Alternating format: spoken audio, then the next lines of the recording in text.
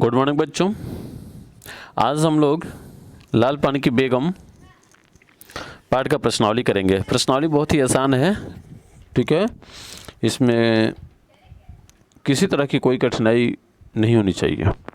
वैसे जहाँ कठिनाई होगी तो मुझे हेल्प ले लेना। पहला प्रश्न है, बिरजू की माँ को लाल पानी की बेगम क्यों कहा गया है? ध्यान से देखो, पहला प्रश्न क्या है? बिरजू की माँ को लाल पानी का बेगम क्यों कहा गया है? यही है ना? बहुत ही आसान उत्तर है इसका। बिरजू की माँ को लाल पानी का बेगम इसलिए कहा गया है क्योंकि वह थोड़ा समय तुनक जाती थी और थोड़ा समय ही खुश हो जाती थी।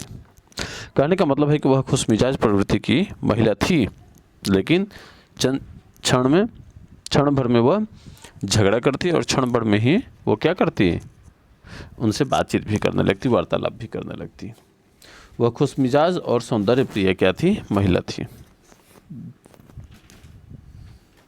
और बाकी तुम लोग स्वयं करने का प्रयास करना। अगला प्रश्न है, नवान के पहले ही नया धान जुटा दिया। इस कथन से बिरजू माँ का कौन सा मनोभाव प्रकट होता है? तो वही धार्मिक मनोभाव प्रकट होता है। वह है धार्मिक प्रवृत्ति की महिला है। वह चाहती है कि नया फसल होने पर सबसे पहले देवी देवताओं को अर्पित किया जाए, चढ़ाया जाए। उसके बाद हम उनको क्या करेंगे? जूठा करेंगे, मुंह में लगाएंगे, इस्तेमाल करेंगे। बिरजू की माँ बैठी मन ही मन क्यों कोड़ रही थी? ये दर्शाना होगा कि बिरजू के बाप ने लगभग महीने भर पहले बोला था बलरामपुर नाच दिखाने जाने के लिए, लेकिन जब आज समय आ गया तो बलरामपुर नाच देखने के लिए गांव घर की बहुत सारी औरतें निकल गई थी, लेकिन अभी बिरजू का बाप बैलगाड़ी लेकर नहीं आया था। इसलिए इसके मन ही मन ये कूड़ रही थी, मन में कूड़न हो रही थी। ठीक है बच्चों। अगला प्रश्न है, लालपन की बेगम शीर्षक कहानी की सार्थकता स्पष्ट करें। बहुत ही आसान है, मैं पहले ही बताया था। लालपन की बेगम शीर्षक है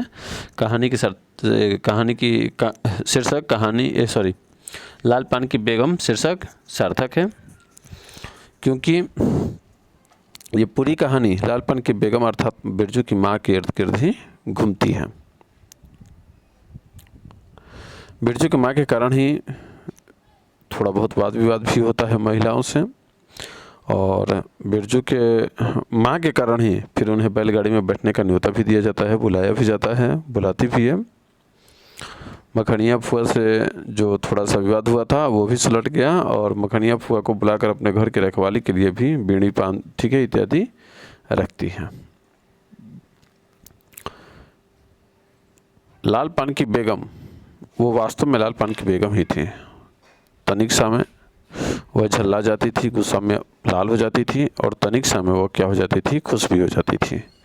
इसलिए इस पाठ का नाम अर्थात इस शीर्षक का नाम लालपन की बेगम हमारे लेखक ने रखा है। अगला प्रश्न है, सब प्रसंग व्याख्या करें। 4 मौन पाठ के पैसा का क्या हुआ? धरती पर पाँव ही नहीं पड़ते। ठीक है, दिखाई दे रहा है ना सबको? इसका सही जवाब होगा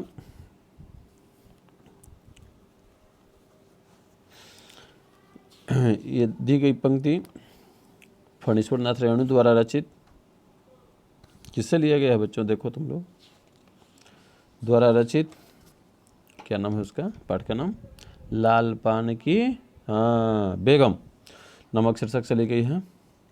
इसके द्वारा लेखक ने ग्रामीण महिलाओं के मनोभाव का स्वाभाविक चित्रण किया है। पूर्ण विराम पैराग्राफ चेंज करने के बाद, बिरजू की माँ दबंग स्वभाव की है, उसे नाच देखने की ललक है। ठीक है, दर्शाना तुम लोग स्वयं ही। जब बिरजू का बाप बैल गिलाने गया है और लेट हो रहा था, अचानक मखनी गांव की ही एक महिला अर्थात मखनिया फुआ आती है, पूछती है क्यों बिरजू की माँ नाच देखने नहीं जाएगी क्या? इस पर बिरजू की माँ झल्ला जाती है। तब मखनिया फुआ अपने पनभरनियों से, गांव की पनभरनियों से कहती है कि 4 मन का, अर्थात जब सेटलमेंट हो रहा था उस समय बिरजू की माँ के कारण ही बिरजू के बाप के नाम से कुछ ज़मीन उन्होंने सेटलमेंट करवाया था सर्वे में, और महिलाओं के पास अर्थात और लोगों के पास सेटलमेंट के लिए पैसे नहीं थे, पैसे तो इसके पास भी नहीं थे, लेकिन किसी तरह से ये पैसे के बंदोबस्त करके तथा कुछ उधार पैसे लेकर के भी ज़मीन सेटलमेंट कराई थी। तो वही होता है कि 4 मन पटकर। अगला प्रश्न है, बिरजू की माँ का भाग्य खराब है जो ऐसा गोबर गणेश से मिला। बिरजू की माँ का भाग्य खराब है जो उसा गोबर गणेश मिला। इसका सब प्रसंग व्याख्या। प्रश्न संख्या कहाँ है, हम लोग 7 में आ गए हैं। सॉरी 10 नहीं जी, ये क्या है जी, 6 प्रश्न संख्या 6। 10 साल की चंपिया जानती है शकरकंद छिलते समय, ठीक है, झकझोरेगी, छोटी छोटी खोट निकाल कर गालियाँ देगी, किस मनोभावना का अभिव्यक्त करती है। दर्शाना तुम लोग कि इन पंक्तियों के माध्यम से लेखक ने चंपिया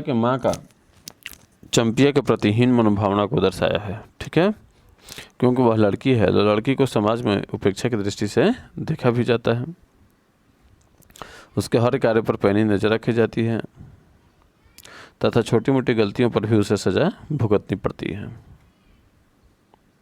ठीक है। तो वही सामाजिकता का प्रभाव बिरजू की माँ अर्थात लालपान की बेगम पर भी है। अगला प्रश्न है, बिरजू कि माँ का भाग्य ही खराब है जो ऐसा गोबर गणेश घर वाला उसे मिला, ठीक है। ये पढ़ना तुम लोग स्वयं, प्रश्न को पहले समझने का प्रयास करो। तो हम लोग लिखेंगे कि कहानी की नायिका बिरजू की माँ है अर्थात लालपान की बेगम है। वह दबंग, स्वाभिमानी, परिश्रमी, निर्भीक तथा चतुर स्वभाव की महिला है, जबकि उसका पति सीधा साधा गरीब किसान है।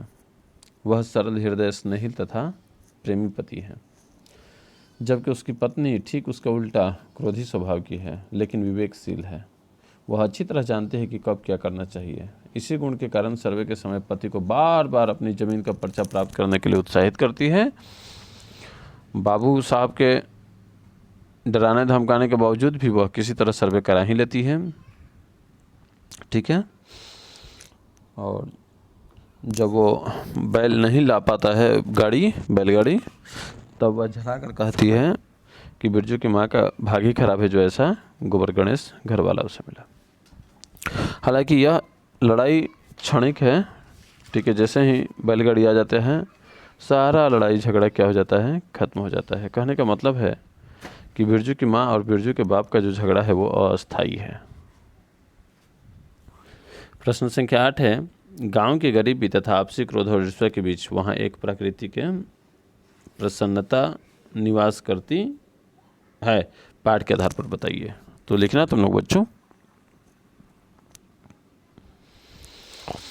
कि यह कहानी ग्रामीण परिवेश की कहानी है। वैसे तो रेणु जी की जितनी भी कहानियाँ होती हैं वे आंचलिक ही हैं। इन्हीं आंचलिक कहानियों में से एक है लालपान की बेगम भी है। इसमें गांव की गरीबी, क्रोध और ईर्ष्या का चित्रण किया गया है। बिरजू की माँ नाच देखने जाने में विलंब होने के कारण कुढ़ित है। गांव की महिलाएं उससे इस वक्त ईर्ष्या करती है क्योंकि उसके पति ने सर्वे में कुछ ज़मीन हासिल कर दी है। उसके पास आज एक छोटा बैल भी है, किंतु वही ईर्ष्या तथा ताना मारने वाली औरतें नाच देखने के लिए उसकी बैलगाड़ी पर बैठकर जाती हैं, ठीक है। तो कहने का तात्पर्य यह है कि गरीबी, ईर्ष्या और क्रोध के बीच भी गांव में प्राकृतिक प्रसन्नता निवास करती है। अगला प्रश्न है 9। कहानी में बिरजू और चंपिया की चंचलता और बाल मन के कुछ उदाहरण प्रस्तुत करें। वो शकरकंद के छिलका वगैरह करना, हाथ छुट्टा वाला जो बकरे को जो मारता है, ठीक है, तुम लोग स्वयं करना। लालपान की बेगम कहानी के सारांश लिखे, सारांश भी तुम लोग लिखना। कहानी के पात्रों का परिचय अपने शब्दों में दीजिए। तो कहानी के पात्रों का परिचय तुम लोग देना। मखानिया फुआ से शुरू करना। मखानिया फुआ, लालपान की बेगम, बिरजू का बाप, बिरजू, चंपिया, जंगी के पतोहू, उसका नाम क्या था, सुनरी, लरेना की बीबी, इसके बाद एक और किसकी बेटी थी सुनरी, वो तुम लोग देखना स्वयं। और उन सबका चरित्र चित्रण करना। चरित्र चित्रण से संबंधित मैं बता चुका हूँ कि चरित्र चित्रण कैसे किया जाता है, उसके लिए किन किन बातों पर ध्यान देना आवश्यक होता है। अगला प्रश्न है, रेणु वातावरण और परिस्थिति का समूह और जीवन चित्रण प्रस्तुत करने में निपुण है। इस दृष्टि से रेणु की विशेषताएं अपने शब्दों में बताइए,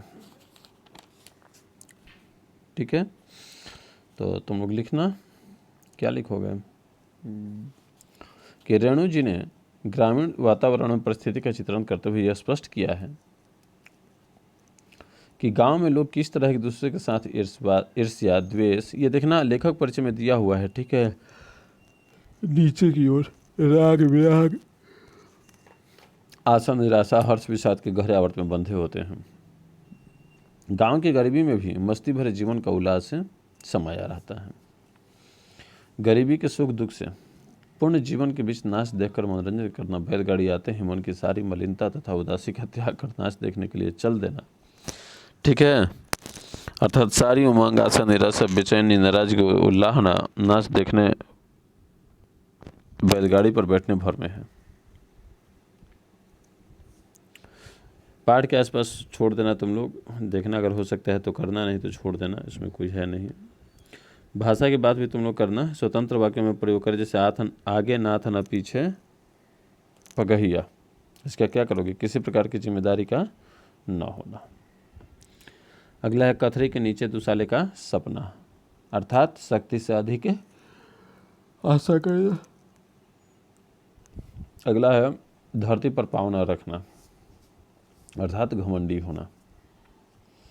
प्रश्न संख्या 2 है, सहुआइन में आइन प्रत्यय लगा हुआ है, आइन प्रत्यय से 5 शब्द बनाइए। बनाना तुम लोग, पंडिताइन, गुरुआइन, मिश्राइन, ललाइन, ओझाइन, गुनाइन, पटकाइन, ठीक है, इत्यादि।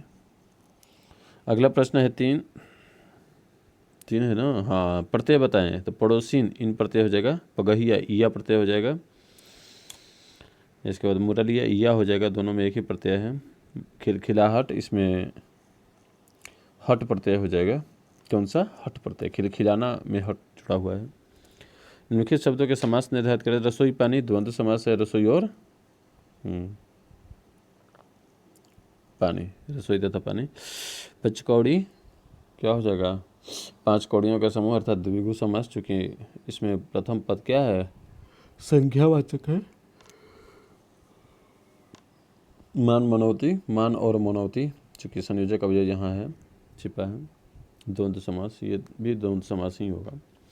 जरूर जमीन जोर के नहीं तो किसी और के, कहावत का अर्थ हुआ क्या?